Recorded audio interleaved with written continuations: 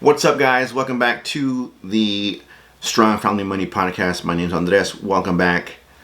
Routine. That's what we're going to talk about today. Routine is very important. I used to not think that routine was important. I used to think that, the whole goal was to be able to spend time doing whatever you wanted to do without any forethought, right?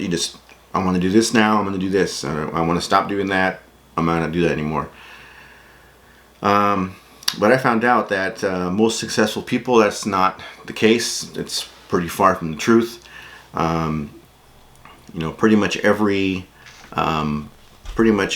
successful person has some sort of routine that they follow.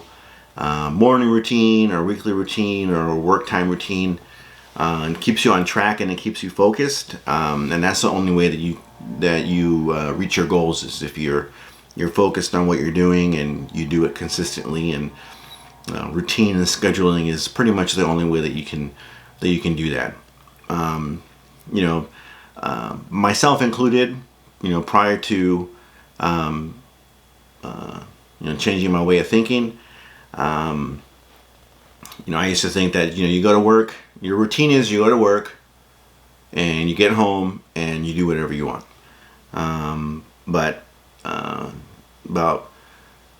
It's been a while since the first routine that I saw.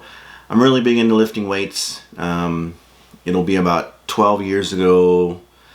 Something happened that I was severely overweight, very unhealthy, and I came to the conclusion that I really did not like the way I looked. So at some point I was 260 pounds, totally inactive, so body fat percentage was high. I started going to the gym. That's the first thing that I implemented as a routine.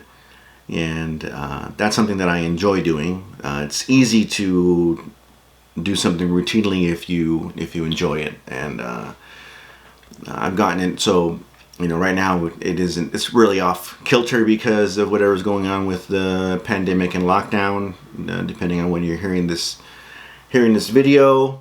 But for the most part, I'm gonna say a good 8. So I started 12 years ago. 8 to 9 years I've been going in the morning to the gym. Before that, it was in the evening. I try to convince myself that the morning wasn't the best time for me to go. That I would go, at 8 o'clock at night, but I'm just too tired. Eventually, I convinced myself otherwise, that I was too tired to do that. So 8 to 9 years I've been going consistently at around 5:30 in the morning to the gym before work. In order to do that, I had to set up a schedule and a routine. So I had to, go to bed at a certain time so I can get up at a certain time so that I can go to the gym before work. Pro tip, if you want to make sure you get out of bed at a certain time. So I use my phone as my alarm clock. Whatever you use. I put my phone across the room, set my alarm clock for 4 in the morning, because I gotta do a lot of stuff, right? I gotta get ready for work, get my stuff ready, get my lunches or whatever, eat breakfast, and, get ready, do the morning stuff that you gotta do. But anyway, so you set your alarm, and if you can get ready in 10 minutes, good for you. I am not a 10-minute person. Set your alarm clock across the room, your cell phone across the room, it goes off. You will get up to turn it off. If not, your spouse will make you get up and turn it off, and then you're out of bed. And it's not like if you have it next to your bed, you hit the snooze button, and you go right back to sleep, right? If you're out of bed, you're not comfortable anymore, right? And the closer you put it to the restroom, the better, because that's your first stop anyway, so you might as well just keep going and get into the restroom. But anyway, you set a wake up time.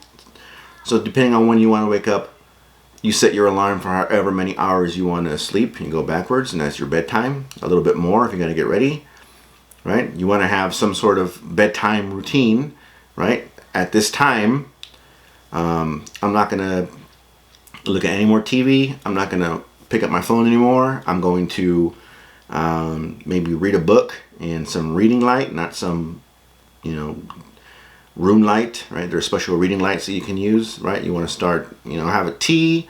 You want to get everything ready. You want to get in bed, right? I strongly recommend not having a television in your bedroom, right? Your bedroom is for two things, right? One of them is sleeping. The other one, you figure it out, right? So you do not have a TV in your bedroom to distract you. You're in your bed to go to bed, right? Whatever pajamas you want to use, whatever sheets you want to use, whatever makes you feel good, do it so you can get right to bed and you get your quality sleep in. That way you won't fight yourself on the other end trying to get up. So you get up at 4 a.m. because your alarm's across the room, you go to the restroom, you get your stuff ready, bam, depending on how far away your gym is from your house, you're at the gym. So I go to the gym. That was the first routine that I started, and I've been pretty consistent with that. Went from 260 with basically no muscle. Prior to that, I had played soccer, but I had basically not done any physical activity for 9 months. And so in 9 months, I gained quite a bit of weight, 60, 70 pounds of weight in 9 months of inactivity. It was fun while I was doing it, but when I came to the conclusion I didn't like it, it wasn't that fun. But so 260, started going to the gym, made a routine. Now I am, not a cover model by any means, but I am significantly healthier, have significantly more muscle, significantly less fat, significantly stronger, because I'm consistent and I go to the gym. I know I don't want to say every day, pretty regularly, right? You can't do that. Well, you can, but you shouldn't do that every day. The next routine that I implemented was about 2 years ago. So prior to 2 years ago, I was not a reader at all, right? So one of my siblings is a reader. That sibling from a young age read regularly and often and a lot. I did not read anything. I was more of a TV person, right? Whatever you read into that, but I was a TV person. So, about 2 years ago, I felt that I was not sharp mentally, and I came to attribute that to my lack of reading or stimulation for my brain. So I gave myself a goal to read, and we can decide what that means, right? Read 20 books of some sort in that year, right? And I did more, if you count audiobooks. Now I would not count them, right? But some sort of education or stimulation for the brain. And the audiobooks were not like, I'm reading a comic book, right? It was like a book, self-help book, whatever, right? But I read 20 books that year of some size, right? They weren't pamphlets, but they weren't a dictionary either. But so now I'm pretty consistent about reading about 20 to 30 minutes every day, different kinds of books. I would now consider like a magazine something to read to stimulate your brain. Online articles, something that is not something that you have to actively absorb and think about every day to stimulate your brain. And it should be something hard, right? Something difficult for you to understand, so that you have to then think about and research and learn something from what you're reading. So I do that on a regular basis now, and I feel mentally sharper, and I'm more up to date on current events that are going on, because I read a lot more like newspapers and whatever website you want to go to that gives you your news. Read lots of articles.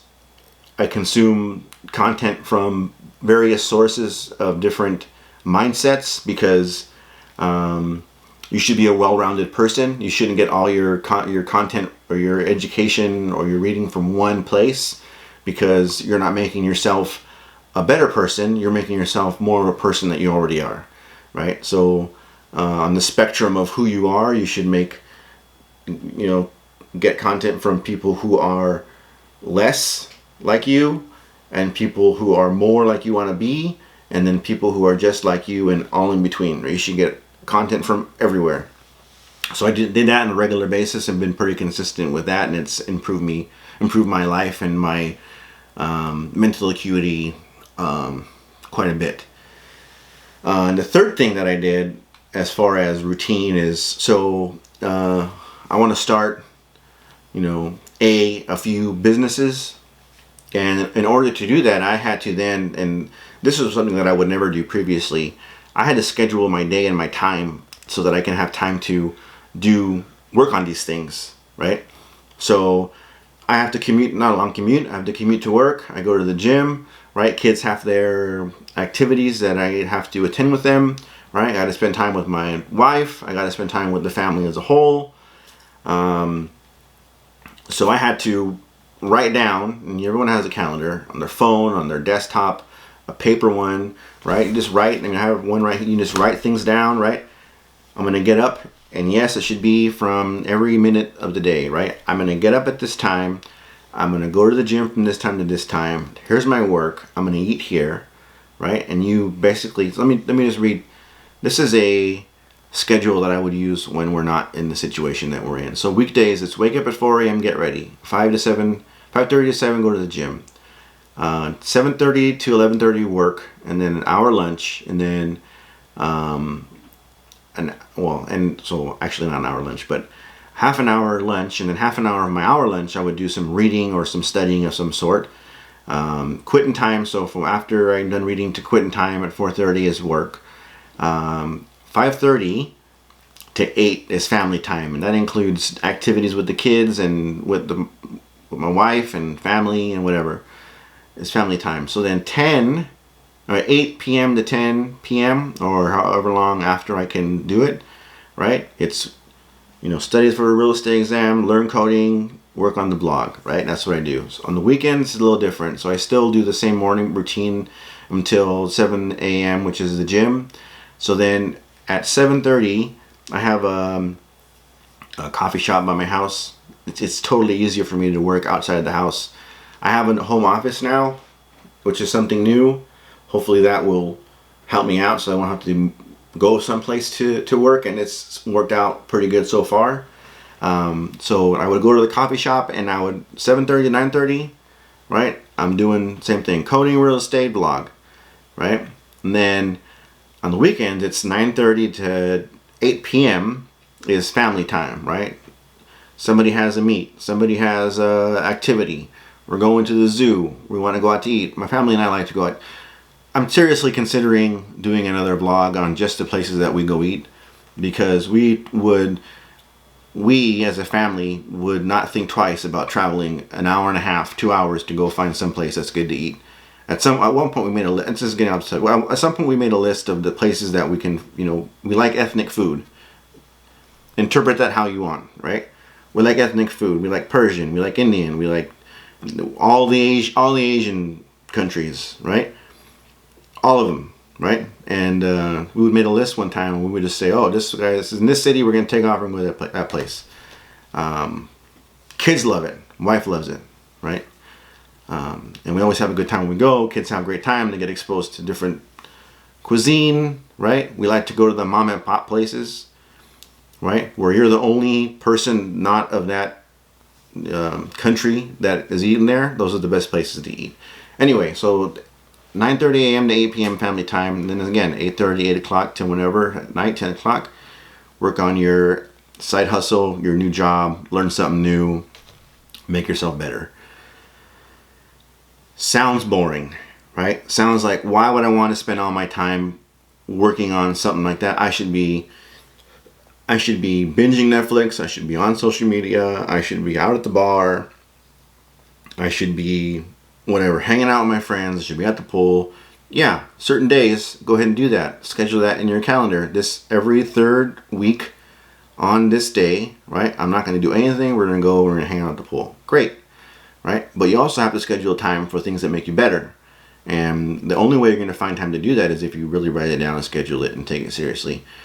It's boring, yes, but it will make you a better person. And in the long run, at the end of the day, when you get to the end of the race, if you're not at the finish line, you're going to wonder why you're not at the finish line. And you're not at the finish line because you didn't take the opportunities that were given to you to work hard and get there when they were given to you. And you're not going to make it. And there's nothing you can do at the end.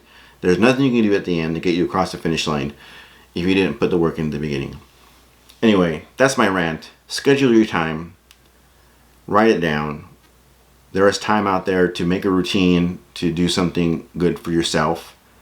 Thanks for listening. Contact me. We can talk. Email me. Find my social media. I'm all over there. We can talk. I want to meet you. Right?